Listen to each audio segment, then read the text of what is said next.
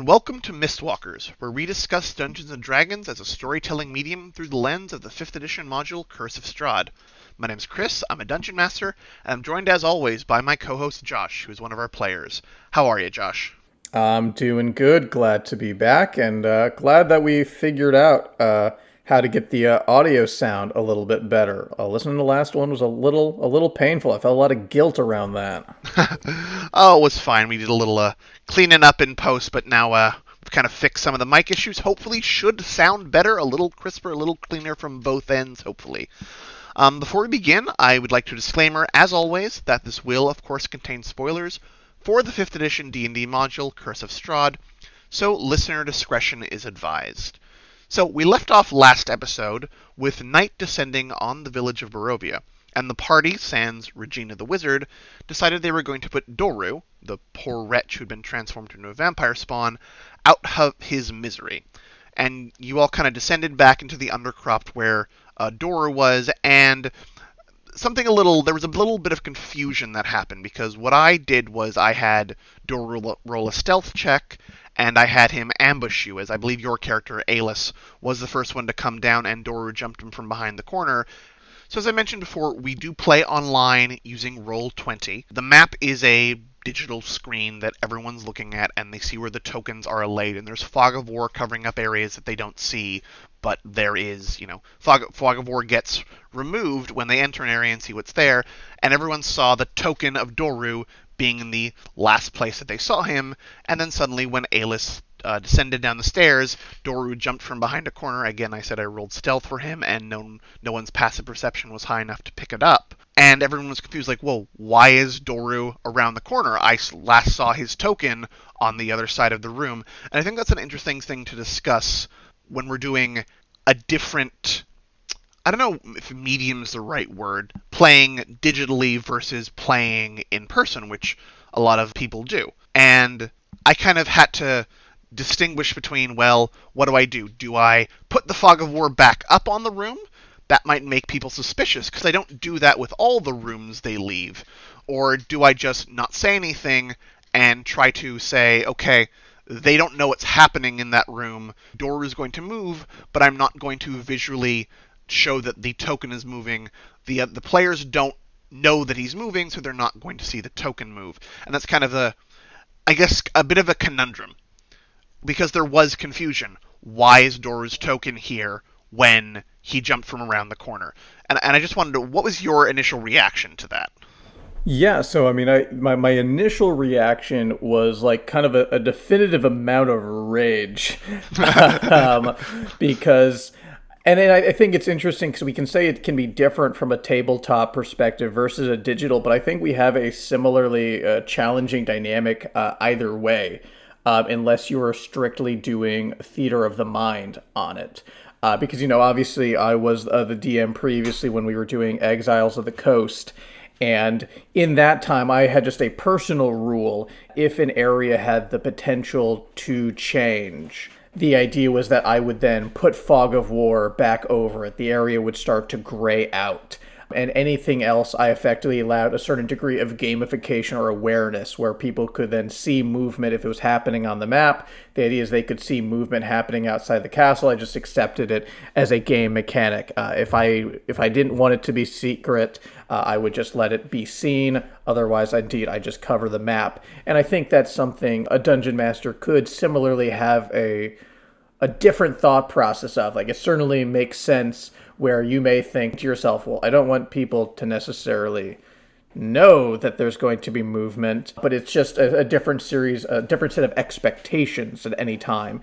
And indeed, if you were using like graph paper for that matter, and you'd used either miniatures or, cutouts for that matter, there is then that question of, would I leave just my miniature? Would I leave my cutout right there when they leave to the next room if there's potential for movement, or would I just move all the pieces off the board whenever they leave a room to imply they don't? In either case, it can be a potential tell. So I can definitely, as a DM, once I became rational, could understand why you may not want to fog of war, because then it's like, oh, something is happening. But at the same time, they, especially our group, had a set of expectations that did exist, and that was I simply ran it differently, that I was willing to give a mild degree of a tell that things could be different when they come back. Yeah, we'd speak about like metagaming, and we obviously try to do our best to avoid metagaming.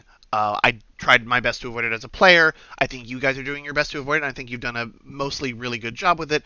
But there's still a level of, I think, you're never going to completely purge metagaming from the game. Sometimes it's reflexive, sometimes it's instinctual. There were a number of times when I was a player in your campaign where I saw tokens move and I alerted the rest of the group, even though my character wouldn't have seen the tokens move, just because, oh god, I see something's happening on the screen, I need to let everyone know. So maybe that was partially where it came from. So I was just concerned that someone would say, hey, Doru's token moved. And I was also, regarding the fog of war, I was concerned that, there are a bunch of other rooms. Again, you're still in the church. There's a bunch of other rooms in the church that are not fog of war. There is nothing in them, so when you leave, I don't put the fog of war back up. And I was concerned that, okay, if I put the fog of war back up on the basement, people will assume that something's going on. So, it's a choice that I had to make that I think perhaps was influenced by my own experience as a player, that kind of instinctual accidental metagaming that I was concerned about. And maybe you guys have done a great job with metagaming. Maybe I need to give you guys a little bit more credit. But after that, I did kind of instill not so much a rule, so to speak, but a general, like a word to the wise, a rule of thumb that when you leave a room and the room state on the map will remain in the last way you saw it. If there is a character in the room, their token will stay where you last saw them, and they could move around, and if you're not there to hear or see it, you won't see them move around, and then if you re-enter the room, the token will be in the new spot. And I thought that was just an important thing to mention, because it's one of those difficult positions you have to put yourself in as a dungeon master. Yeah, and I would say, like, kind of the solution to this is ultimately kind of what was done is indeed, 5th edition role playing does not specifically, when we pull out the player's handbook, we pull out the dungeon master's guide, it does not tell us how to specifically handle the map design. And that is the inherent problem and the reason, the conflict happened, right? Is we all had different expectations on how something like this could or should happen. And all that really needs to be done, whether or not you do Fog of War, whether or not you leave it as is, the only thing that really needs to be clear is that make sure that everyone is on the same page, they know how it works. And the only unfortunate thing that, in a perfect world that would have happened in session 0, but we simply hadn't thought about it, an adjustment was made, and it's just the worst adjustment that could be happened is if you announce it right before, because then it's the most obvious tell, is if you just realized, oh, I'm doing this different than Josh is doing it. I'm letting them know now, and now I've told them something's going to happen in that room again. Yeah, and that's kind of also ties into the larger discussion of player knowledge versus character knowledge. And I think I was trying to, in that scenario, keep player knowledge on a similar level as character knowledge. The characters didn't know that he moved, so the players didn't know that he moved. And unless someone mentioned it or assumed that he moved, I wasn't going to tip them off to anything. So that's kind of the decision I made there. So with that kind of out of the way, Doru ambushed you guys. He jumped on, he bit your character Alis.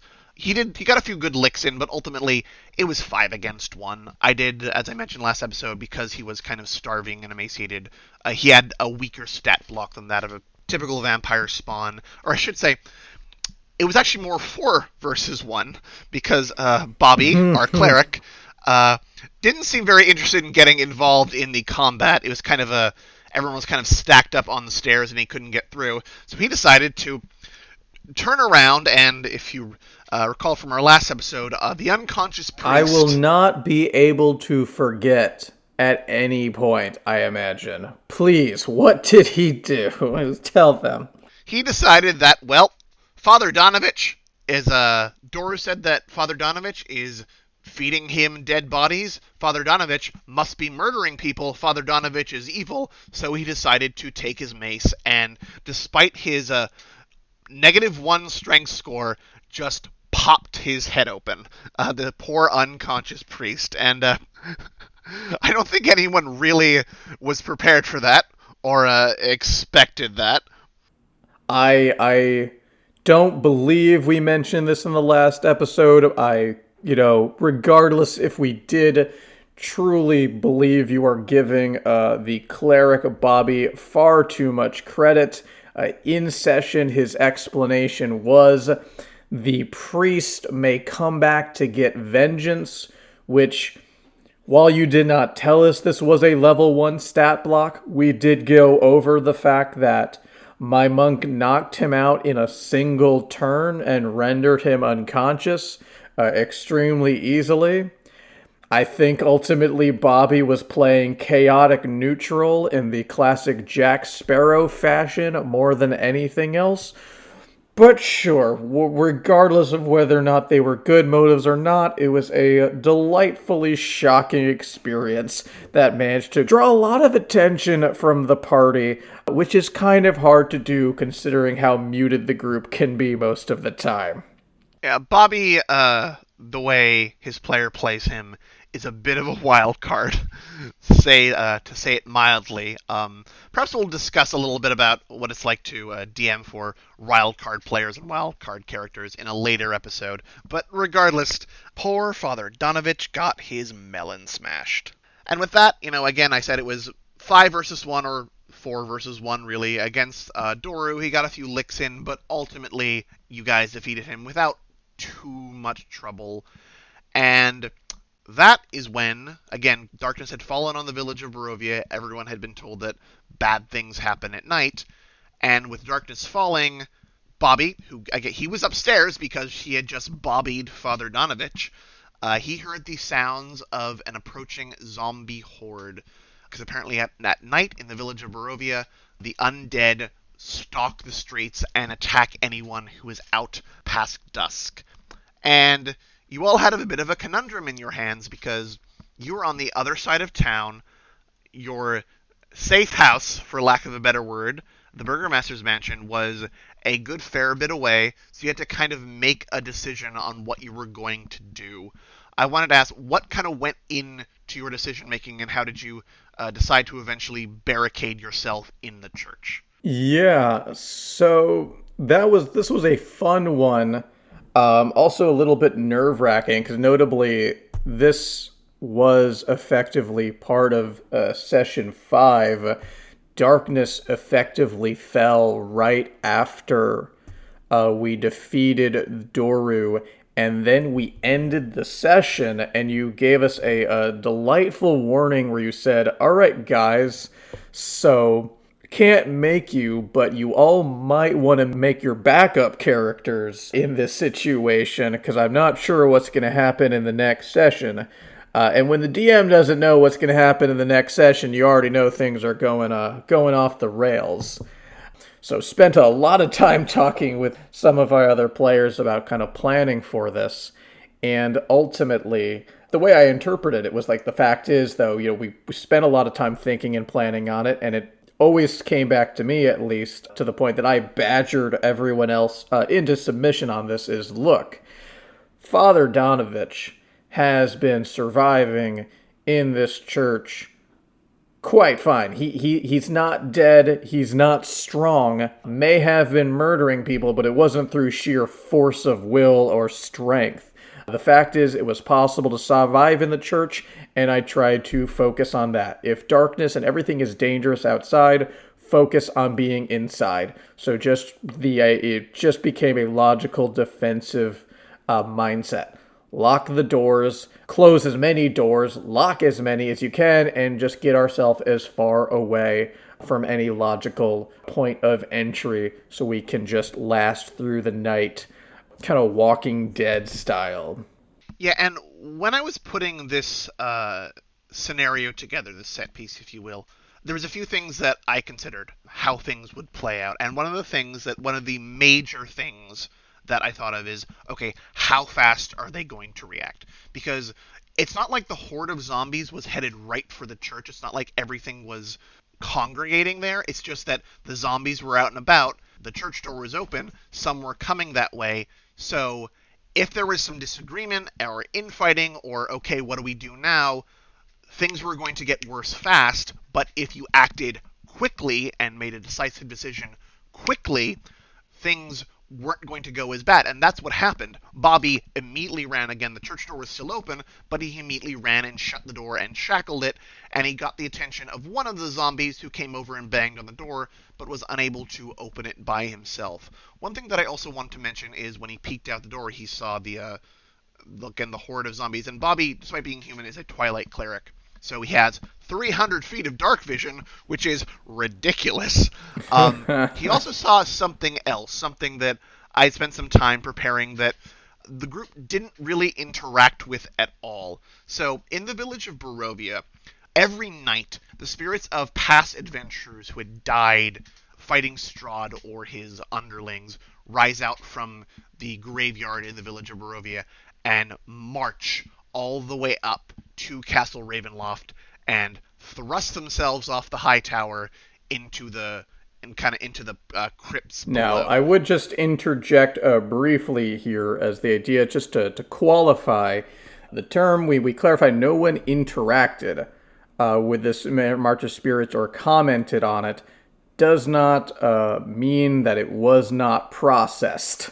Right. And indeed, there was indeed not a whole lot of interaction when we see this March of Spirits because it was terrifying. Right.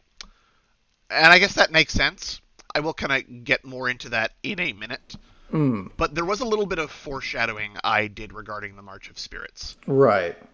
Again, Josh's previous character, Aegis, the tiefling sorcerer, perished in the death house. He sacrificed himself so the rest of the group could escape. And the beginning of the session following that, again, this is kind of going back I think a full session earlier, I gave a kind of vignette of Aegis's experience rising as a spirit out of the graveyard and doing the march up to Castle Ravenloft and thrusting himself through the shaft in the high tower. And that was kind of I was hoping that people would perhaps connect that to what they saw outside. I tried to use some of the same language that I use when giving the vignette, though perhaps that was a bit too much to expect when the vignette happened a full 2 weeks, one full session before, and everyone had more on their mind. So again, the March of Spirits, people didn't connect it to, and I believe, correct me if I'm wrong, you didn't connect it to the Aegis thing at all, correct? I mean, I never considered the two. I think these are the sorts of references that could like more easily come to light if this were like a book being discussed on a Reddit page as people started to discuss, or like on a forum.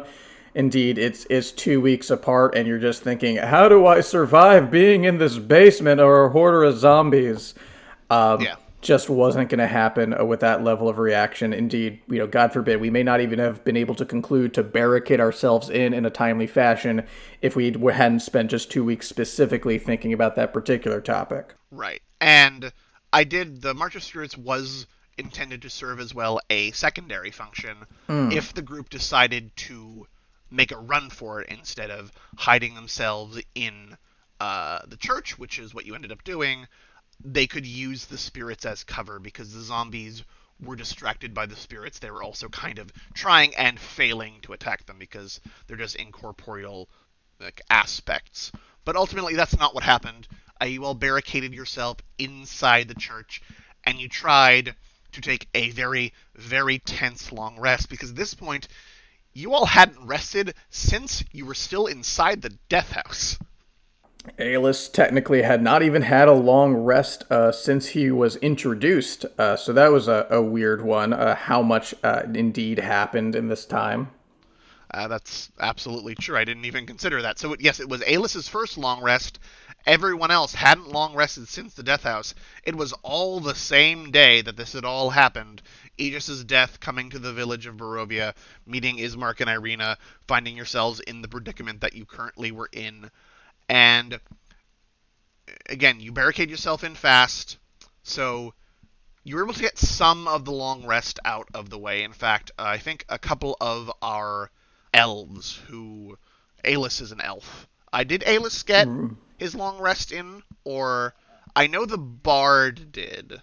You did allow Aelys to get his long rest in, but indeed the introduction of Escher prevented the others who would otherwise need a standard 8 hours rest Right. got cut in. Do you want to actually mention a little bit about what you were thinking there? Because I actually have questions about Escher's introduction, breaking that up. Right. So when the group was trying to take a long rest, I gave Mortis, the rogue, a dream sequence, and he had been having a couple of these already.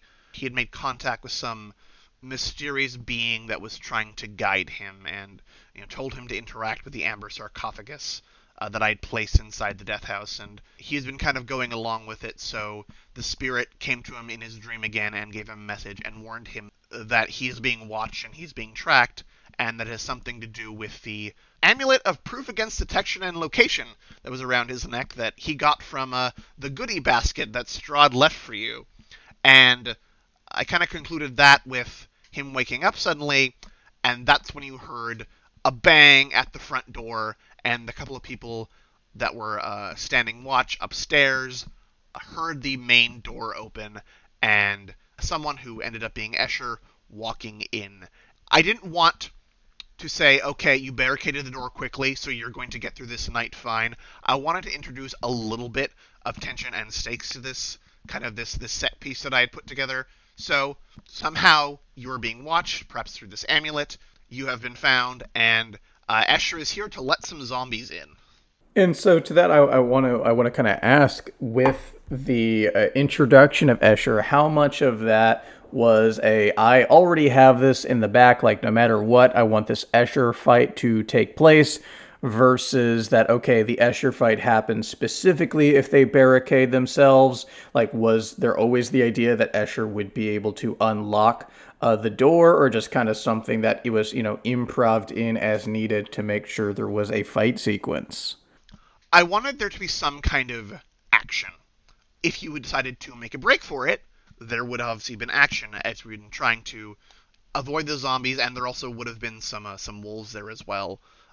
Avoid them, run from them, fight perhaps some of them, but that didn't happen, and you barricade yourselves in quickly. So I wanted there to be some kind of pressure and action, and I did decide, okay, well, if they manage to successfully barricade them in the house, that Escher was going to come along. I already had the thing set up that the party could be located. Escher didn't just find them because, well, I was going to say because magic, but it definitely is magic. The party is being tracked due to the amulet that Mortis has attuned to him.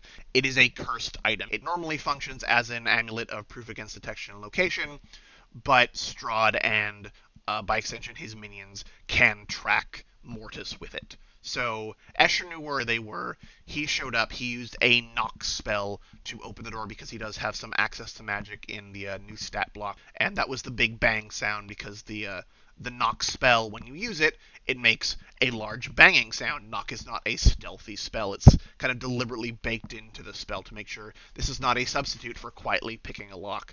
So he opened the front door, and then he opened the secondary door, and he kind of taunted the party a bit, and then he left. You said the Escher fight earlier. We should clarify, the party did not actually fight Escher. They fought some of the zombies that Escher let in, and Escher just left because Escher is not to the point where he's been given the order, okay, take out the party. It's kind of still in the testing phase, seeing if party is worthy of Strahd and his henchmen's, greater attention, more personal attention. A delightful villain trope of, indeed, I don't need to kill you just yet. I'm having fun with you. That is an awful lot of what Strahd is in a nutshell. This is a game to him. This is sport, and he's more interested in seeing how long you survive rather than how quickly he can kill you, if that kind of makes sense. And by extension, that is the kind of orders that he gives his henchmen, Escher being the first of them that were introduced. So, Escher sent in a few zombies. You did manage to take care of them, not too difficultly. You managed to kind of bottleneck them on the stairs. There was some clever use of a grease spell by Rabbi the Artificer. And the zombies were dispatched, and you did manage to survive the rest of the night. And I just wanted, what was your experience of that set piece overall? What was your lasting impression coming away from it? I think that was a highlight, not just for myself, but for everyone, because it is one of those sequences where you can really tell that the agency that the players took really paid off in an effective way. We still had to do a fight, but we planned effectively. Again, we barricade ourselves in. We managed to avoid the majority of a zombie horde. And indeed, when we chose the basement, we did it right. It put us at a good advantage to take out these zombies as they were coming in. And I think that's one of the best things that gets to happen in a tabletop game is that idea of like in the movie theater, like, why are you guys making dumb decisions? You should be doing this. And like, indeed, we managed to make the right decision that put us in a good situation while still being able to, we still had the fight. We still played the game, though. We Absolutely. reaped what we sowed. Yeah, I think that's so important. Having player decisions matter. As a DM, sometimes you have this really cool set piece in your head. Okay, this is going to be so cool. But once it comes to a point where, okay, I am robbing the characters of their agency no matter what they do. This set piece is going to happen because I put work into it and I think it's cool. That's, I think, when you're starting to lose the script a little bit. And it's just so important to have the player choices matter, and in this case, your choices absolutely did matter. So, you did survive the night, relatively unscathed. Some of you got your long rest in, others did not, because again, you got interrupted midnight, or mid rest, if you will, not midnight. Right. And you made your way back to the Burgermaster's mansion. You kind of saw the aftermath of the nightly chaos that descends in Barovia, and you met back up with Irina and Ismark and Regina, who had a lovely night sharing some tales with Ismark and Irina. That's the kind of like metagaming where indeed the fact is it was so non-metagaming you almost hate the player for just like really you couldn't metagame a little. You kind of knew we were going to end up in a garbage situation and you were just so committed to role playing you just stepped out of the situation. That's how I at least feel to a certain point. But fair enough, fair enough.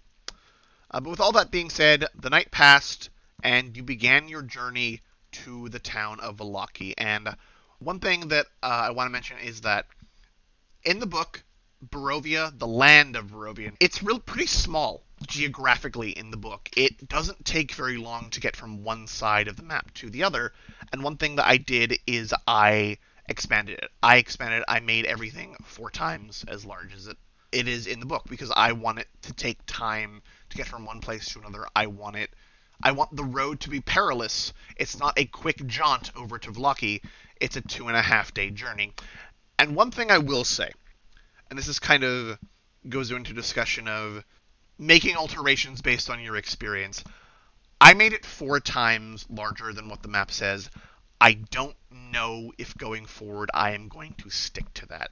Because I spent some time looking at the distances, and some of the distances between places that I have altered feel too much based on the story. So I may, going forward, tweak that. I may drop it to 3 times the size, because I just feel sometimes it would take too much time.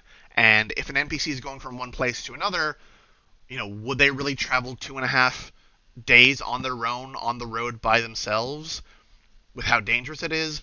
I don't know if that's realistic. So I will, for continuity, I am going to try and keep the village to Barovia to town of Vallaki is 2.5 days. But going forward, all the other distances I may scale back a little. But that's perhaps a different discussion for a different episode. I don't want to get too far ahead of myself. You traveled, and at the end of the first day, you all decided to stop by a Vistani camp.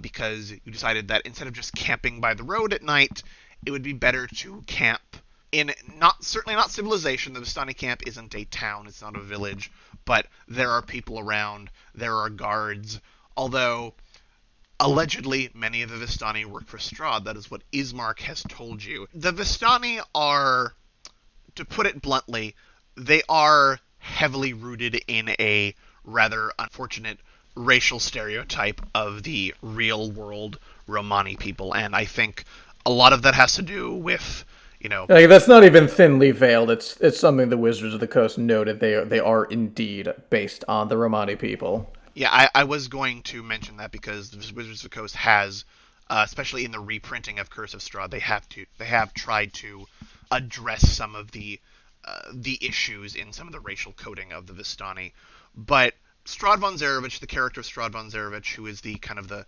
founding member of the Ravenloft campaign setting, he is, surprise, surprise, heavily based on Dracula from the novel Dracula. And there are Romani people portrayed in that book. It is a great novel. I highly recommend that anyone read it if you're looking for a good classic, but there are some rather unfortunate portrayals of Romani people in the book Dracula, and they work for Count Dracula, so the Vistani originally were conceived as a kind of a substitute, and that's where a lot of the kind of the unfortunate decision making, I believe, stemmed from. And again, give Wizards of the Coast credit. When they did the reprint of the Curse of Strahd campaign, they tried to address many of these things. Like, for example, they removed the very common ethnic slur against Romani people that was ascribed to the Vistani in the book. And this was done in consultation, actually, with a Romani consultant, as my understanding as well. So with that kind of being said, you kind of stayed at the camp for the night, and getting the party to the camp was important because there is an extremely important event that happens in the Vistani camp, and that is the Fortunes of Ravenloft sequence, where the party meets with the head of the camp, a powerful fortune teller by the name of Madame Ava, and she provides kind of guidance in the form of fortunes and riddles, telling the party, here are some objects that you need to go get. She basically sends them on a fetch quest and ally finding quest through these fortunes that she gives the party. And this is so important. That's why I had to get the party to the camp, because I needed to have this fortune happen. And that is one thing that I spent some time being concerned about. Okay, what do I do if the party doesn't go to the Vistani camp? That's another reason why I put Irina wanting to go there, because the whole point is that they're doing this journey to protect Irina. That's the job. They're escorting her to Loki. If she decides she's going to the camp, either they abandon the quest and essentially abandon the story, or they go with her. And the Fortunes of Ravenloft sequence, if you've run this campaign, you know it's a big deal. If you've played in this campaign, you know it's a big deal. And I had some, I don't want to say big plans, but I was excited for it. I prepared for it, and one major change I made to it was the introduction of a fourth magical item. In the campaign book, there is only 3 magical items, but there's also a fourth one. There is the icon of Ravenloft, and I know, Josh, you don't know what this is yet, but it's one of the items that you need to find. And I made that also part of the Fortunes of Ravenloft, because the icon of Ravenloft is a powerful tool that the party can use to fight Strahd. So I made that a fourth item. And then instead of the one fated ally, I gave you all of them. I thought it would be this really cool idea that the party could build this small army of allies that they could take with them to fight the forces of Strahd, instead of just having the one ally, which in the book, the fated ally, there's a variety of NPCs it could be. You only get one in the book. It could be the legendary monster hunter Rudolf van Richten. It could be the dashing and powerful Esmeralda Davenir, or it could be a small 7-year-old child that you rescue at some point. And I was like, I think that's a disappointing outcome. I don't want the party to, because, this is when I did the fortune, this was the card that came up, I don't want it to be the small child, or I don't want it to be... You didn't meet this You character. can already almost hear the Benny Hill theme going off as you imagine several adventurers facing off against Strahd and then pushing a 7-year-old child to the front of the battle. Yeah, the idea is that the fated ally, they have a special ability that allows them to, I can't remember if it gives someone advantage, attacks and checks against Strahd, or it gives Strahd disadvantage, but it's a child. It has 1 hit point. And another fated ally that could be potentially, and you did not meet this character when you were in the village of Barovia, Remember Bildrath from Bildrath's Mercantile? Yeah, his nephew is one of the potential fated allies. He's kind of Just a. spoilers for me left and right, Chris. Left and right. I am so sorry. I'm so sorry that I've spoiled you on the character of Periwimple. And now I know the name. I don't even know what is left for me to For what discover in it's this. worth, Periwimple and the small child. Again, I said I gave you all of them. I didn't actually give you all of them. I removed a couple of them because I think Periwimple and the small child did not fit very well with the other cast of interesting and powerful and intelligent characters you could meet. So, spoilers on a character that you're probably never going to meet unless you really, really want to go back and meet Bildrath's extended family. Yeah, stay tuned for when Mistwalkers season 2 and we get my uncut version when we put all of this back in. Uh, but that said, I had big plans for this. I wanted it to go well. Some of the functionality in Roll20, they have a card dealing functionality in Roll20 that I was meant to use, and I could not get it working the way I wanted to. Perhaps it was some oversight on my behalf. Perhaps there was something I could have done to get it to work. I wanted it to deal certain cards in a certain order, and I couldn't get it to do that. And ultimately, I will admit, I got flustered and frustrated, and I kind of played the whole thing. I shouldn't say. I was going to say I played the whole thing off the cuff. That is not true. I still planned and prepped for this, but it didn't come out the way I envisioned in my head.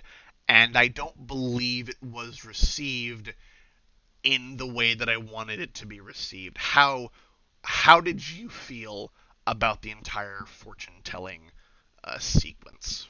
Yeah, and for this we almost, are pretending as if we didn't talk about this immediately after, but it's definitely worth revisiting for the show.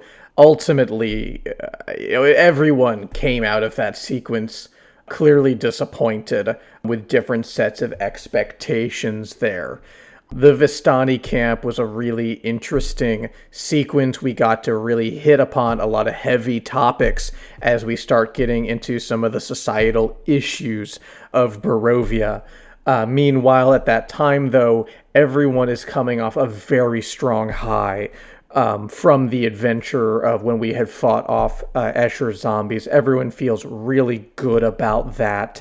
And then there is just, we glazed over it kind of quickly in this episode of getting from there to there. But there was so much exposition and so much walking between from that zombie fight to finding Arena in Ismark again, speaking with them for a while, debriefing the fight, talking about finally going, being at the Vistani camp, and then this fortune telling. And I definitely know as a DM, I've had those moments where I have spent large amounts of time setting up a sequence and then needing to get rid of it.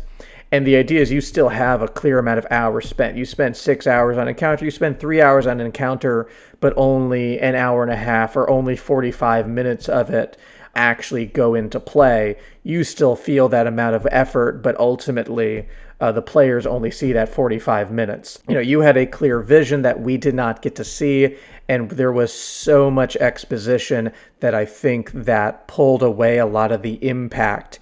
And I think even what happened there is that you specifically ended the session early, actually. And I think and you correct me if I'm wrong, it seemed like the implication was that we would end early so we could have time to kind of discuss and marinate on the fortune telling. And I think for a lot of people, it was almost like a Matrix Reloaded scene of like a to be continued, where it's like, well, that's it. That's it. We had this big epic encounter, and then we just talked for another 2 hours. And I do think, it's all in the timing of that. If that could have been the opening sequence of fortune telling, maybe that would have been different.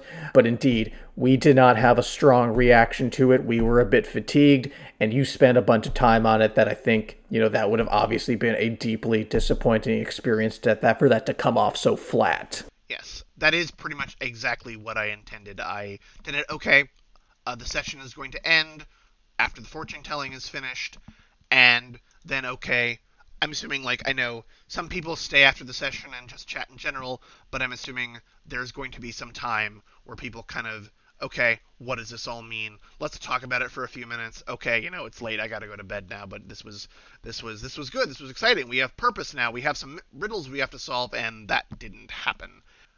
It's disappointing that it didn't come out the way I wanted, but I think it was ultimately more disappointing that it didn't land. I was disappointed that you felt underwhelmed. And it's not so much the time and effort, it's that I was really excited for this scene because it is a big, almost inciting incident kind of event, and it just didn't land with you. And I think, like, looking back on it, doing kind of a debrief of it, I was saying a lot of stuff. That scene was long because I was giving all the fortunes for all the allies, and as I said, I gave them all the allies. There is a lot of them, and at a certain point, and again, I didn't realize this when I was doing it, but I realized it after the fact. Y'all were probably there was a point where y'all were just hearing words, probably, and you weren't dissect. It was too much coming too fast, but it was also too long. And I and I think it's think an interesting just interjection there because we do say, like, in hindsight, it's actually clear you say that Madame Ava gave us a very clear goal of find allies, find items to help you face Strahd, and that only fully clicked now that you say that out loud when it was like, okay, here's this other thing that we can kind of keep in mind of indeed a fortune like riddle, when in my head for a lot of it was like, okay, well, there's this other thing, but our primary goal is really just getting Ismark and Arena to Valaki, and maybe we'll sort this other thing out when we get to it. yeah, and I do wonder, kind of in that mention of it was too much. If I just gave you the one ally and the three items, and now you have a total of four riddles to decipher, that probably would have come across better than, okay, here are 25 riddles, 25 fortunes.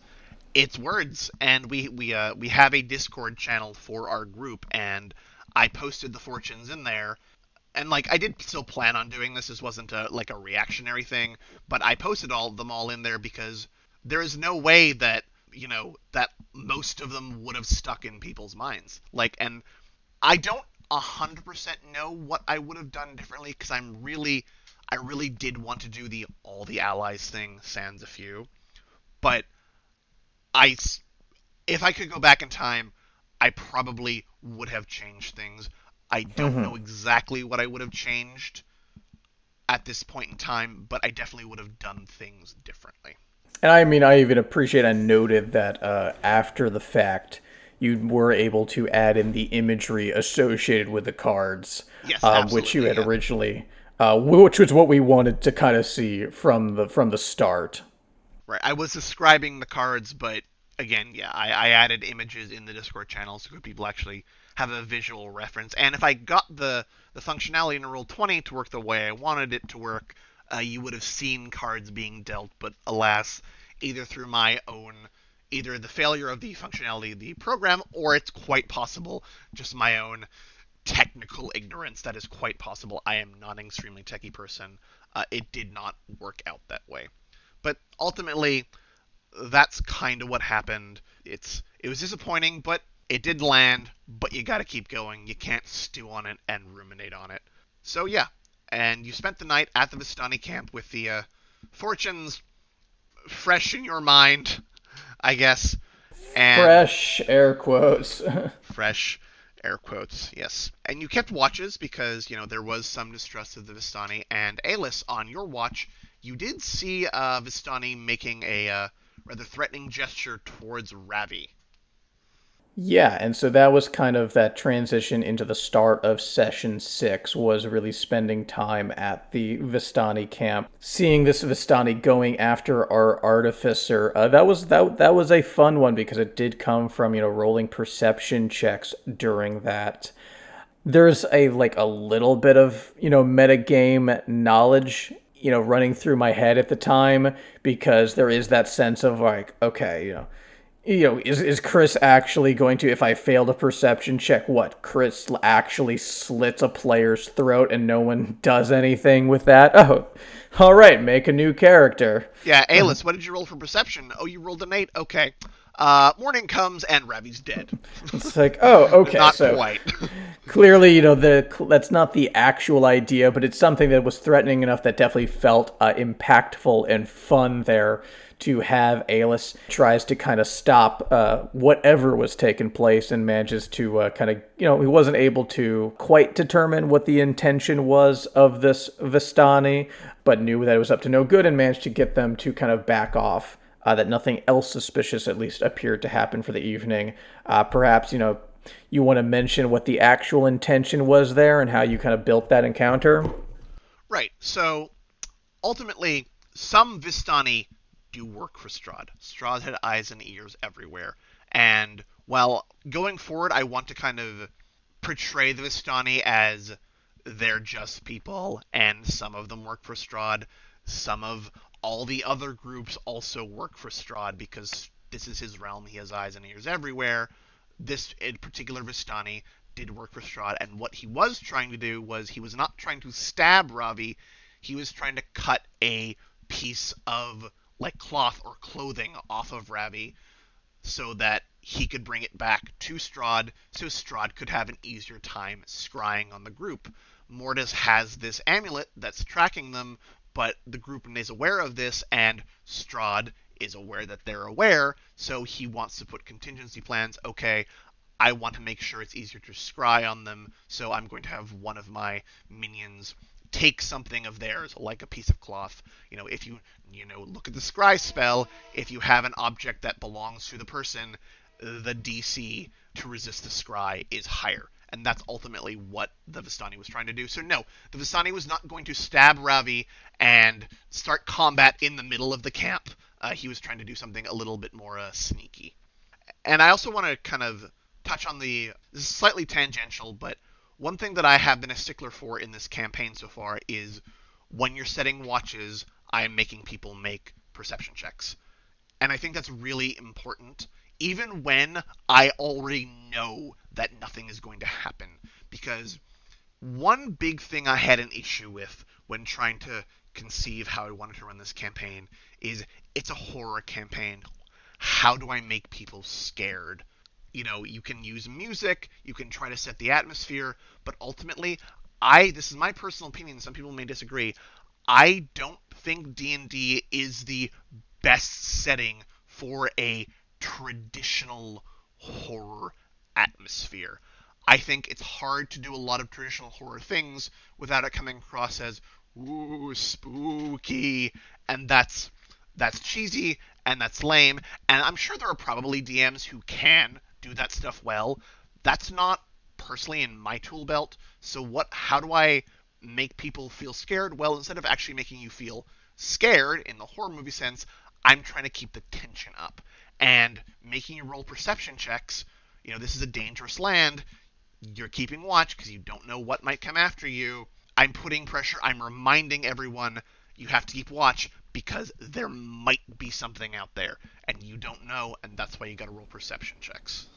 Yeah, I admire the decisions that were made in setting that up.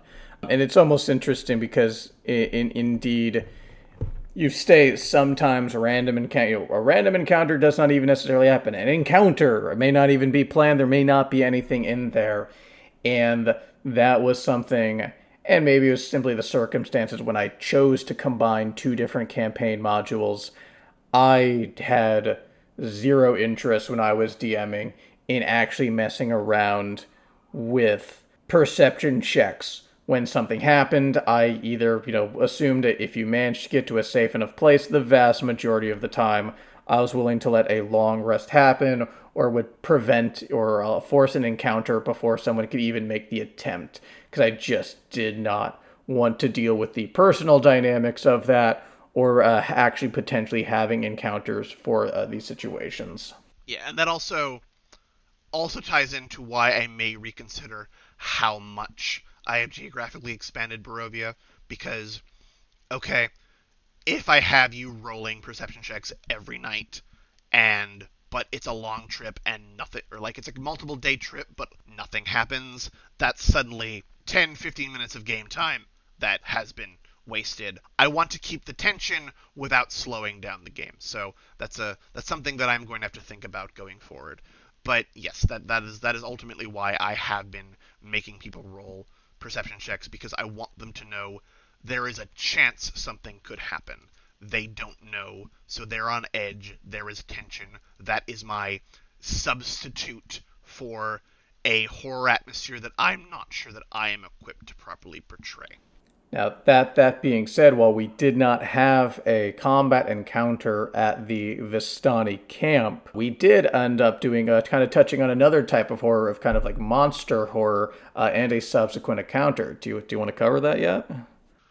Yes, I believe one thing did happen before we get to what you're mentioning right now. You did What I'm travel, alluding to. alluding some foreshadowing. On the road, you left in the following morning, and you continued on the road to Valaki. You had a day and a half of trip left, and you encountered a rider on the Oh road God. who was heading in the other direction, the way you came from, heading perhaps to the village of Barovia. You don't know, and I guess Ravi, the artificer, is a jumpy sort. That's their character. And it was made perfect sense that when they heard a rider on the road, they jumped into the bushes. So that made sense for them. What did everyone else do when Ravi jumped in the bushes, Josh? This is by far one of the just dumbest sequences of events that it will remain burned in my memory perhaps longer than, my child's first birthday, if and when I have such a child. I feel embarrassed because I simply went along with what everyone said because I was having a conversation briefly with my wife and heard that, okay, a bunch of people all apparently are jumping into the bushes.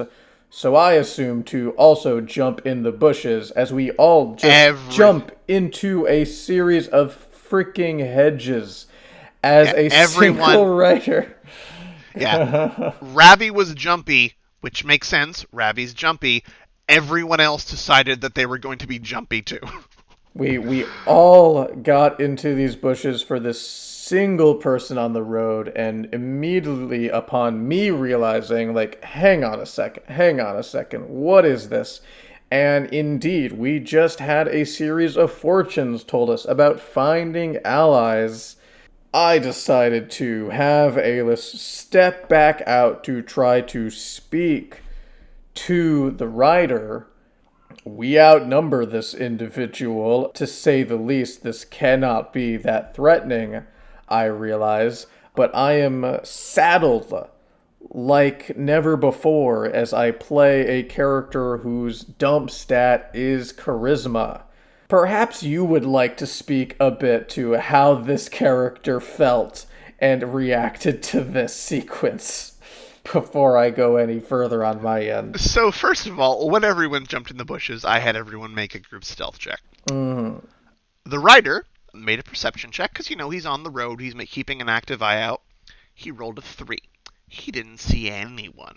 And then when Rayla stepped out, he was caught off guard, and his initial reaction was, "Who is this? Why did they come out of the bushes?" So he's on edge immediately. And then Alis trying to coax. I think you were trying to coax other people out, right? You mentioned that other people were there, and everyone else. Correct me if I'm wrong. Alis was trying to coax other people out, correct?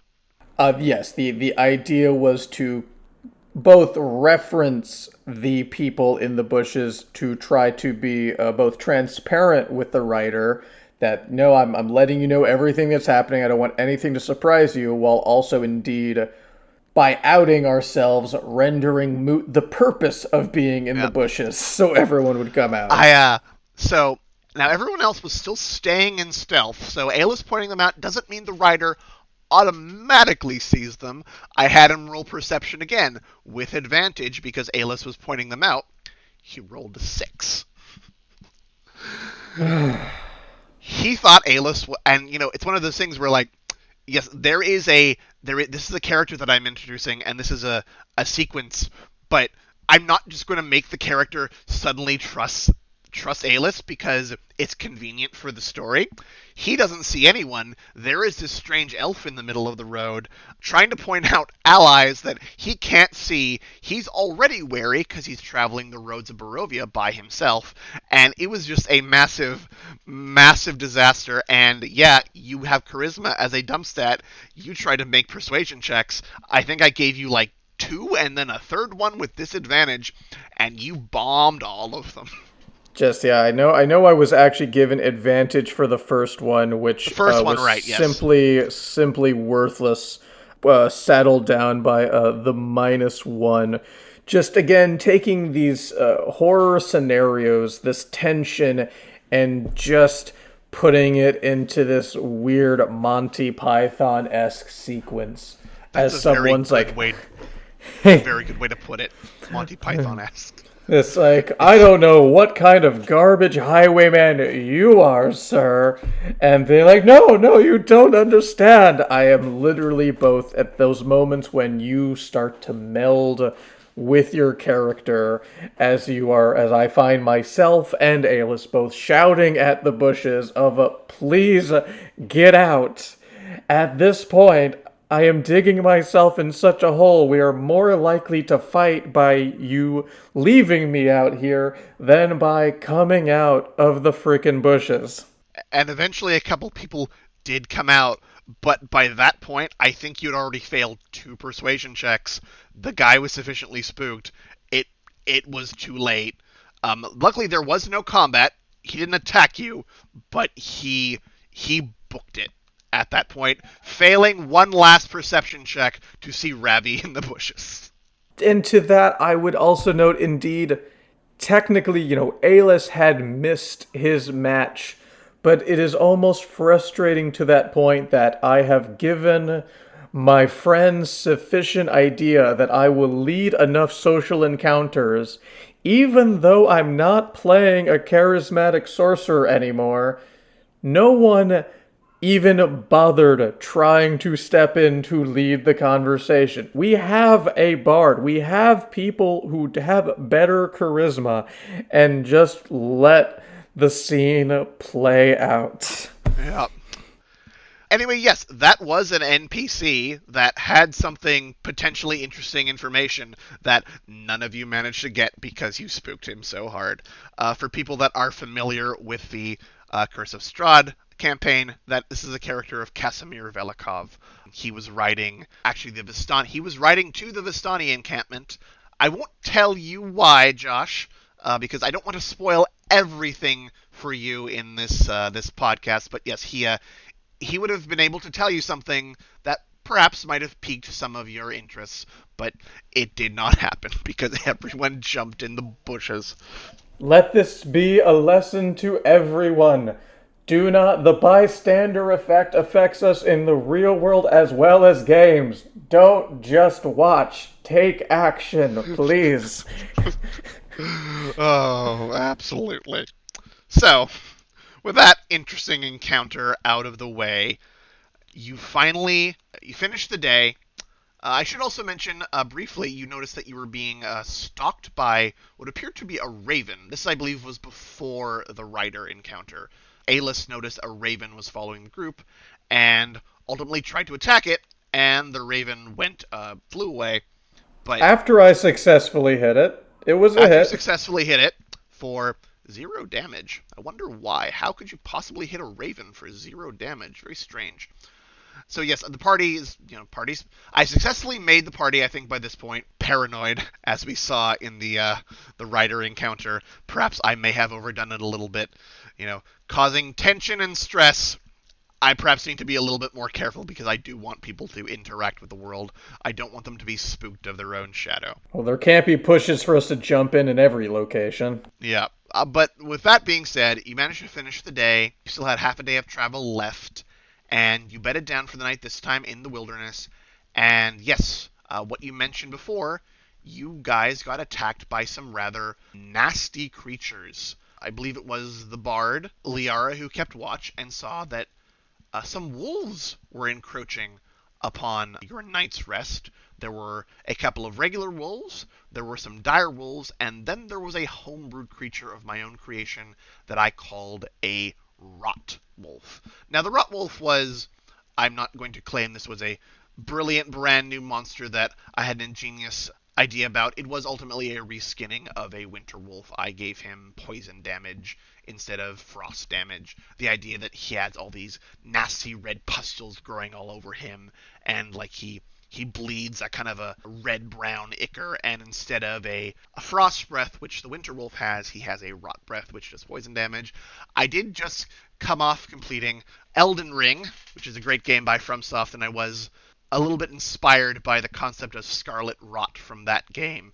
And I had this idea for a rot wolf. You know, you mentioned a kind of the horror atmosphere, a horrific monster, this kind of mutant, awful, rotting wolf.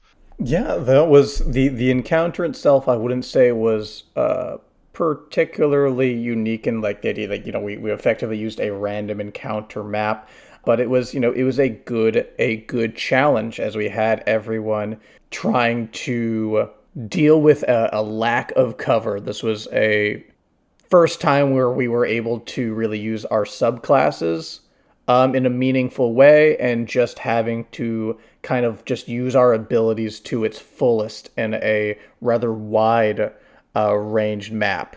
I think we handled ourselves reasonably well, and indeed it was interesting facing the Rotwolf because since it is a reskinning, there is simply no obvious potential for metagaming. You don't know its weaknesses. It's not something that you can suppress of like, oh, I know goblins are kind of like this, or I know oozes can be split through slashing damage. It's like, this is a fully homebrew creature, so you have to try to derive what knowledge you have about the real world and kind of extrapolate how this rot wolf actually functions. Again, it's not a particularly complex creature, but I liked it because this was the first time you had been ambushed on the road. So far, the long rests have occurred inside the Death House, which is a strange environment of its own, but it's been in the Burgomaster's mansion. It's been holed up in the church. This is the first time on the road something has happened to you, and I think I liked it because I think it reinforced to you guys that, okay, yeah, there are some nasty things out there. It's not just the standard fare. You fought some zombies, you fought some evil wolves under the control of Strahd, but there are some other, more non-traditional terrors out there, and you need to be careful when you're on the road. I think that fight successfully conveyed the idea that, Barovia's just not an awesome place to be in, while also subtly noting that Ismark can really kick butt. Ismark did like really well having an NPC backing us up, which normally doesn't happen. Yeah, Ismark has I think, is it the Bandit Captain stat block? I need to look that up. But he has a pretty strong stat block. He gets 3 attacks. He is stronger than any of the PCs at this point, being a 3rd level party. He's been a friendly character, but he's been kind of stumbling over himself a little bit. He's been henpecked by Irina. He's clearly, he's the son of the burgomaster in the village of Barovia, but that don't mean much. So it finally gives him a moment to show, okay, no, yeah, he can do some stuff. He's competent. He's not just a character to get yelled at by his sister. With that being said, you did finish off the encounter. It wasn't too bad. Ultimately, you did have some pretty good action economy on your side. You did manage to go back and complete your long rest, and you began your final day of your trip to Vallaki, and it went relatively uneventful. It's only a half a day's journey left. We were at the point where we were winding down the session. But before we did that, you all kind of glimpsed a windmill in the distance. Now, for people that are familiar with the campaign, you'll be very familiar with this windmill. I did not, frankly, I didn't expect that the group was going to go to the windmill, because it's just, they have a mission, they have a goal. Ismark and Irina don't want to go to the windmill, and when you guys decided, maybe we should go check this out, they were against it, but ultimately you rolled a persuasion check to convince them. I did Which prepare you had me fail, if I recall correctly, but then rethought it, yes, or yes, that's right. You did fail your persuasion check. That's correct. But Ismark Arena aren't leaving you guys. They're not going the rest of the way on your own. So they were very unhappy about it, but you kind of forced them to go with you. As I said, I wasn't expecting you guys to go to the windmill. I did have it prepared because obviously I knew there was the possibility.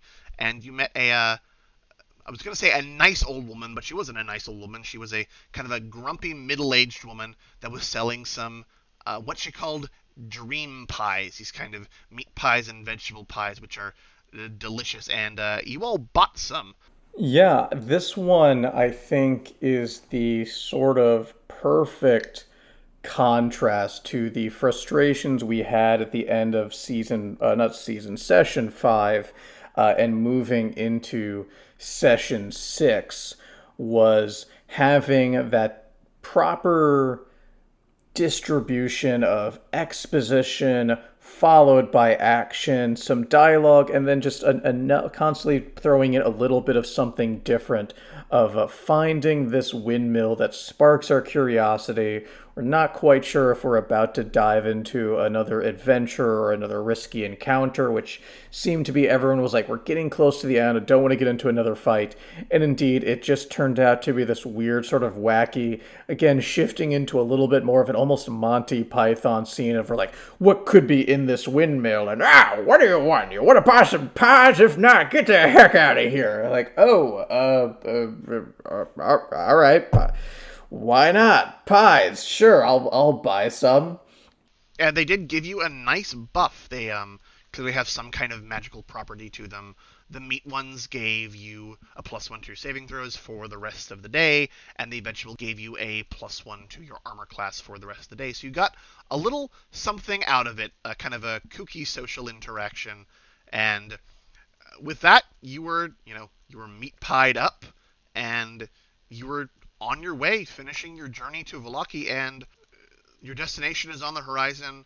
The Rotwolves are dealt with. You have the fortunes of Ravenloft in your back pocket, and you are approaching what is purportedly a safe haven, or a relatively safe haven, as safe as one can get in the realm of Barovia.